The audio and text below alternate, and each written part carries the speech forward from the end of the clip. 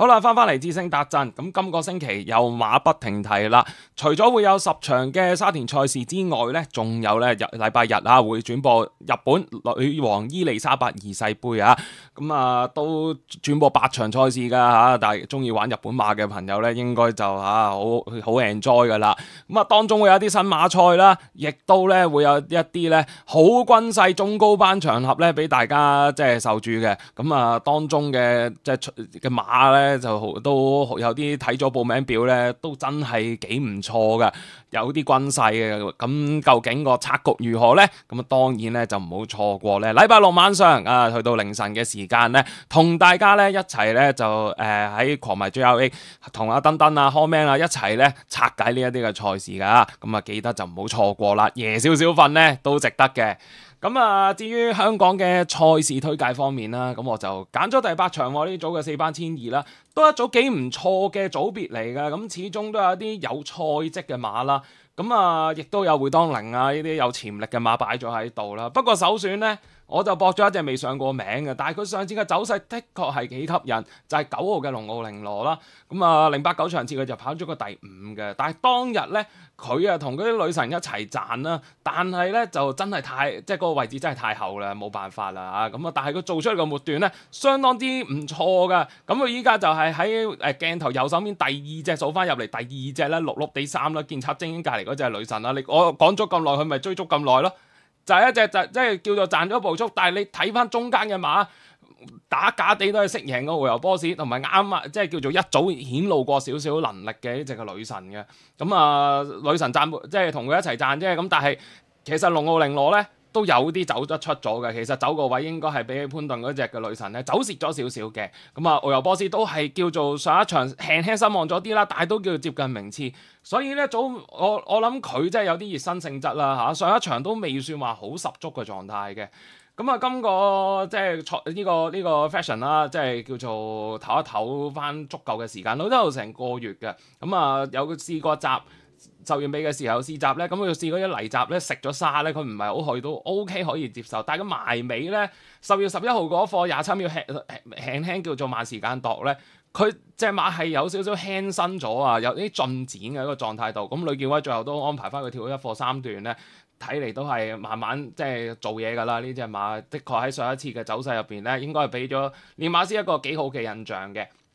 咁今次6檔啦，應該就唔使咁蝕㗎啦。上一次咧真係排咗個叫做即係出少少個檔位啦。焗住留喺後邊咧，做到一個好啲效果。6檔我諗可以守一啲6、7位嘅，咁唔使咁厚嘅，我覺得呢隻馬咁如果狀態提升，表面上跌咗12磅，但係輕身咗咧，咁我諗可以咬翻住一啲比較主動少少嘅位置啦，搏一搏佢啦。上一次個末段做得咁靚仔，希望佢有進步啦，而且都會有啲賠率嘅。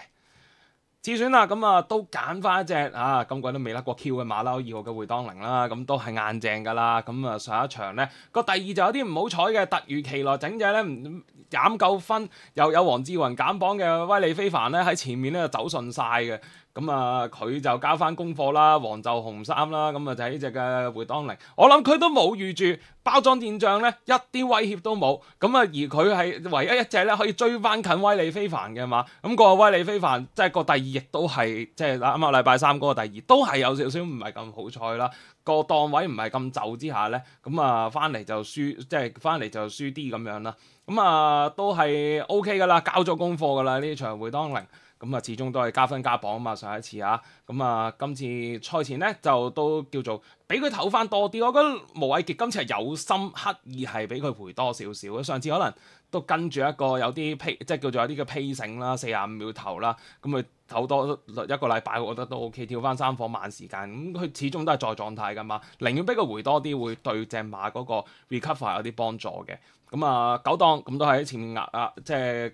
跟住隻金峰萬里啦，最正路就係咁樣跑啦。應該都埋得切嘅。何澤堯、周俊樂都仲爭緊嗰啲 IJC 嘅席位嘅。所以呢兩隻咧應該戰意檔都鬥志如虹㗎啦。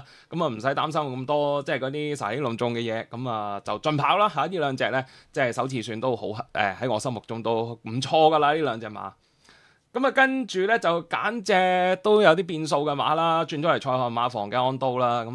即係有嘉應威風一個咁鮮明嘅例子就話俾你聽，咁如果蔡約翰收一啲中下班馬呢，應該就唔係好差嘅。咁亦都係上季咧，容天鵬慢慢摸下咧，咁佢俾佢贏翻場1,400啊。咁啊，今季就1,200出發啦，咁都係合理啦。咁啊，賽前就喺從化慢慢做過啊，咁啊比較遲復出。對於呢個馬房嚟講咧，都係一個好嘅息路嚟嘅。咁最近就係喺呢個10月嘅呢個28號啦，做咗課習啦，咁啊同太陽勇士啊、占武院同行啦，呢啲舊馬一齊試嘅。咁啊呢家就唔係好揾到佢係嘛，安都。咁啊呢家慘冇啦，就係跟住太陽勇士上啦。呢度應該望到安都上嚟啦，太陽勇士都俾少少即係叫做移出即係有少少 hand in 啦嚇，咁啊阻到人啦。咁啊但係安都呢度換腳咧好快喎，好靚嗰啲步。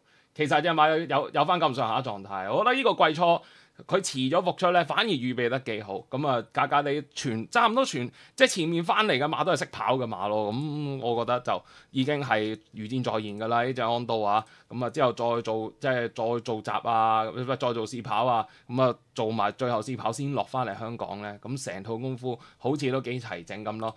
除咗個開篷眼罩換個耳塞，咁都係有個變數啦，又轉馬房啦。本身喺呢個田草咧，都已經有一啲1,400嘅賽績帶落嚟，縮落嚟呢一度有啲新鮮感咧，要防住佢嘅嚇。咁啊睇下即係布文點樣攝呢個即係攝個靚位啦，幫呢隻安都可以咧嚇睇下可唔可以一出咧就打響頭炮啦嚇，一轉倉就交代啦。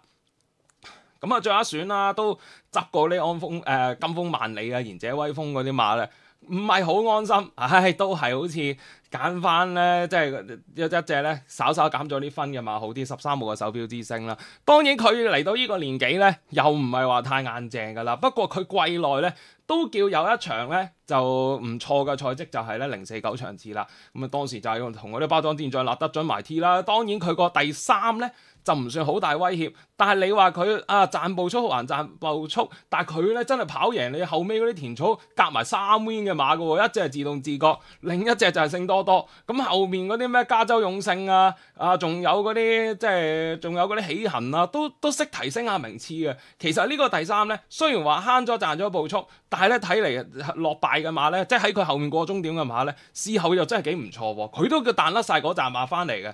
咁啊前面嗰兩隻就威脅唔到㗎啦。但係佢加翻出應有田草1,200嘅一隻4班好手嘅水準咯。咁啊，今次賽前廖康銘咧，咁啊都安排翻正常嘅功夫俾佢啦。咁啊喺從化做多課登山跑道跳課24秒9咧，同埋一課25秒1咧，都有啲即係叫做辣操咗㗎啦。咁啊睇嚟狀態都有一定嘅提升啦。咁啊加埋即係食得操得，加埋個即係之後個體重咧，亦都升咗15磅。今次就剝咗個眼罩，用翻個以往即係3場都唔甩 Q 嘅頭罩咧，用翻最佳拍檔田泰安咧，咁睇下個克唔克服到個10檔啦。應該會有啲賠率俾你搏嘅，撚住啦呢啲馬，即係始終都係田草1,200咧，個底好好嘅嘛。咁啊又輕磅，咁啊睇下可唔可以咧，就喺度咧叫侵一席咁樣啦。好啦，咁啊講到嚟呢度先啦，重複翻心水。揀咗第8場啦，9號嘅龍奧凌羅啊，2號嘅會當0，1號安都13手錶之星。多謝大家收睇，記得 comment share。我哋轉過頭唔係轉過頭喎，應該係禮拜6喎。禮拜6嘅晚上會有狂迷 JLA 嘅，咁我哋到時再見，拜拜。